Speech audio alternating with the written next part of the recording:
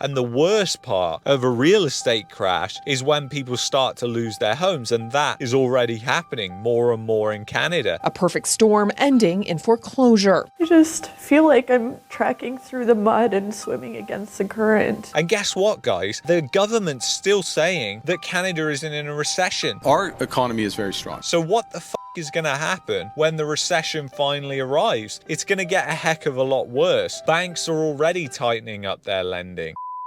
You know, some people believe that the housing market in Canada is not crashing. I know, I couldn't believe it. And it's a lot of those industry experts, you know, the ones that you see on TV and the ones that people look to for advice. So what the hell is going on? And why do I think it's a crash? Because a lot of people would think prices being down 16.5%, that's not a crash. But what people forget is 3 years have passed since prices started declining in Canada. And I don't know about you, but just giving a conservative estimate on inflation, and I'm talking about inflation, not the CPI or the CPI as I call it, because the reality is when you look at inflation per year has been at least 10% since then. So if it's been at least 10% for 3 years, that's 30% decline in purchasing power. And that's if prices are flat, but prices aren't flat. They're down 16.5%. So you add the 16.5% to the 30%, and people who bought back in the peak in 2022 have lost roughly 46.5% of their purchasing power by buying a house. Now, it was a fucking Ponzi scheme. The housing market in Canada was always destined to crash because it turned into a mega bubble. And it really started in 2005, 2006. It started after the housing bubble in the United States. And that's part of the reason Canada didn't really have the shot that the United States had in 2008, because its bubble just was not as big and there hadn't been as much shady lending going on. But that shady lending just came later, and it came in the form of zero down payment mortgages, because they're still possible. There's certain lenders that will do it. It comes in targeting immigrants who have limited credit histories, who've just arrived in Canada. It comes in the form of CMHC insured mortgages, where people are putting minimum amounts down to buy a house, and the bank believes that they have very little risk because who backs the CMHC? It's the government. So basically, it's just an absolute disaster. And you know, I am so glad that I got the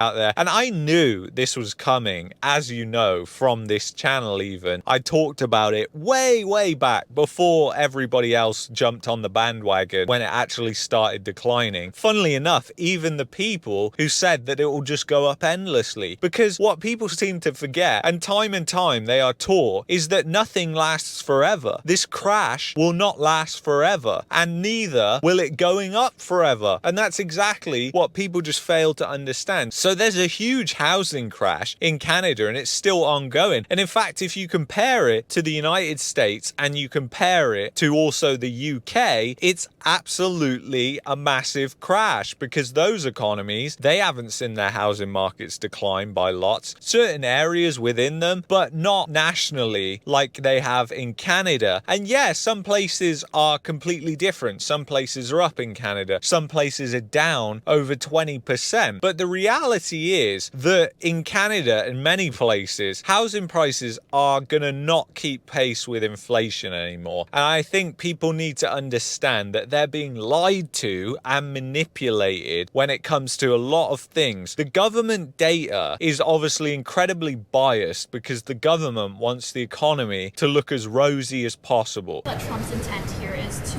cause economic collapse in Canada and to attempt to annex other. Well, if that's his intent, he will not succeed.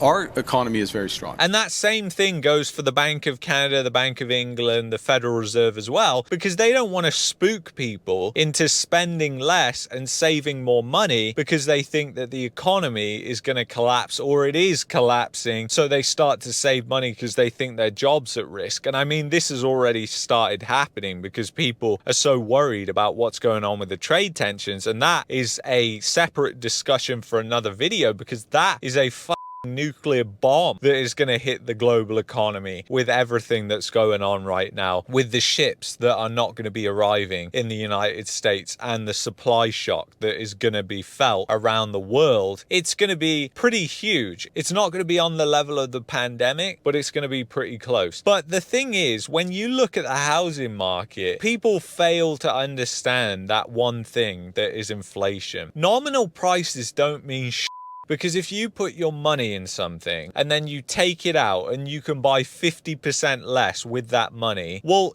if you just got the same money back, you can still only buy 50% less. So really, you lost 50%. And time is often the thing that kills people in markets. In fact, it always is when it comes to people shorting markets, when it comes to people not going long. It's normally time. Time is the thing that destroys them. And it's the same in the housing market. It's the same in this housing market decline. The longer prices stay down, the worse it gets, even if those prices stay flat. And people need to realize and understand that, because it's a big thing to understand. And I know a lot of these mortgage brokers and realtors, they just can't get it through their head. And people look at these people for advice, but I've said time and time again, they have a massive bias. There are certain people in the industry, there's only one that comes to mind, and that's my good buddy John Flynn, who actually does a good job. And even though he works in the industry, he's not biased. So he doesn't have that biased view, and that's very unique to actually find, because most people are always completely biased one way or the other. So when people think about housing markets, they need to understand that these housing markets are extremely leveraged, and this is something that people seem to forget time and time again. And the worst part of a real estate crash is when people start to lose their homes, and that is already happening more and more in Canada. And guess what, guys? The government's still saying that Canada isn't in a recession. Our economy is very strong. So what the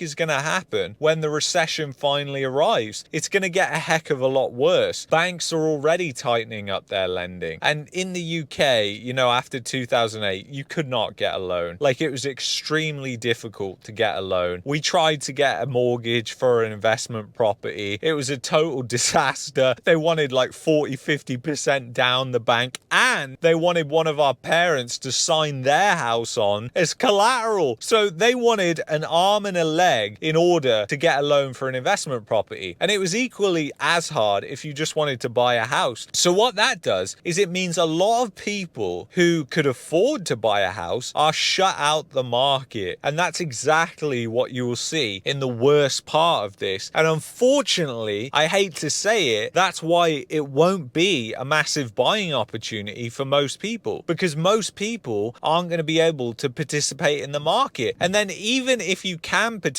in the market, I would consider the risks. The risks are that Canada's government, which is going bankrupt, is looking for more and more ways to tax its citizens, and home equity and people getting extreme leverage on real estate has been something that has remained tax-free for a long time. And that may be in jeopardy over the next 4, 5, 6 years. So you've got to think about that. And then you've got to think about how investors are going to be penalized, as they have been. I mean, just look at foreign investors. They outright banned it for a while in Canada, and that just sets the tone of whether or not you want people to invest in your housing market. And right now, you've got condo towers that are being built and have been built in Toronto, and people are failing. They're failing on closing those units, and those buildings cost billions of dollars to build. People are failing to close. There's up to 30% failure rate amongst closings. The developer gets to keep that deposit, of course, but is that going to mean that they can profit? Absolutely not. Those units cost way more than 20% in order to be built. So it's an absolute financial wrecking ball that is just going to swing its way through the banking and financial system in Canada. And I think the government is really just waiting right now. And I think that Mark Carney's government especially is very, very smart. You know, I don't like them. I don't like them one bit. But one thing I'll admit is they seem to be 3 steps ahead of everybody else. I mean, especially even with the election we just saw and how they essentially tried to humiliate the Conservatives, but they were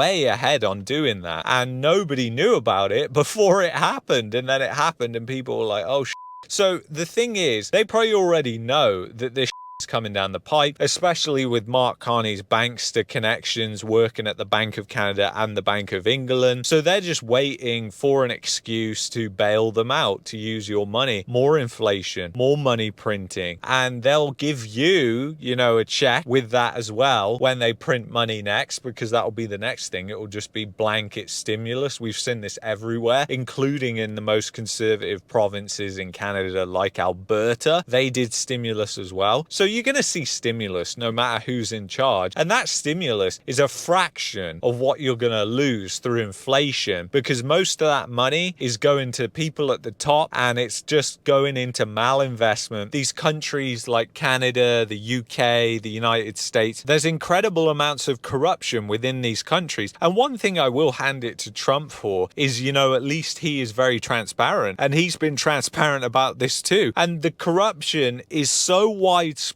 it would make you quiver if you knew about it. Highly recommend reading a book by Sam Cooper called Willful Blindness if you want an eye-opener. So anyway, guys, did the housing market crash or did it not? Let me know in the comments. I'll see you in the next one.